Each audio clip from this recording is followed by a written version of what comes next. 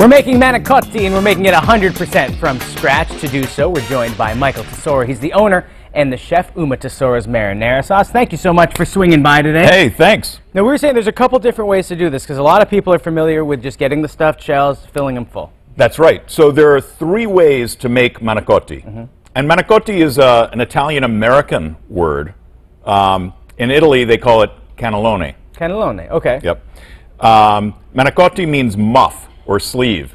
Really? Yeah. Okay. So these are like, we're making little muffs or sleeves with a concoction of fresh mozzarella, ricotta, Parmigiano Reggiano, and a little pecorino romano.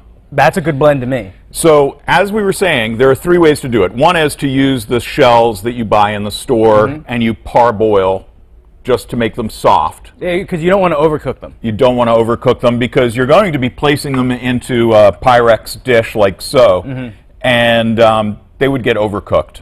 So you leave them just, basically you put them in the water, boiling water, just until they're soft enough to move around. And then you line the tray, you fill them the old-fashioned way. Exactly. But this is even more old-fashioned. Yeah, so the second way is the way my grandmother did it. with a bat-like stick. This is my grandmother's rolling pin. Really? Yeah. So you'll see it's really long. Yeah. And perhaps on another segment I'll come back and show you how to make fresh pasta for the manicotti or ravioli or many other things. I'm 100% in. This would also be used, I think, by a lot of grandmothers. Is like, keep your hands out of the food. It works. It works. All she has to do is shake it. Yeah. She doesn't even need to use it. The third way is done in northern Italy, north of Rome, and that is with a crepe with a flour, a very light flour mixture, where you make your own crepe and then stuff that.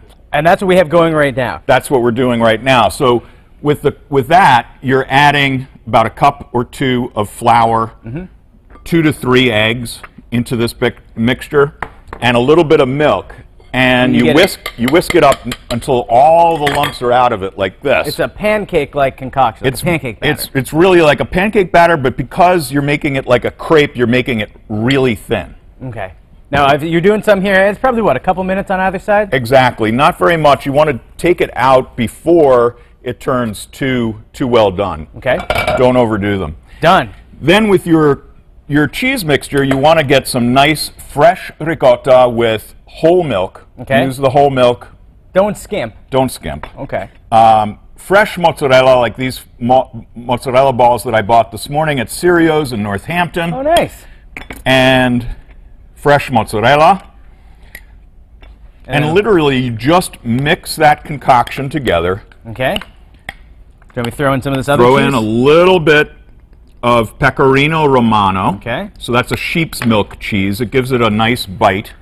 And then a little bit of Parmigiano Reggiano on top. There we go. Okay. Oh, that looks good. And then you literally just fill the crepe with, and you create just a little muff. You roll it over, just like so, and then lay it into the pan.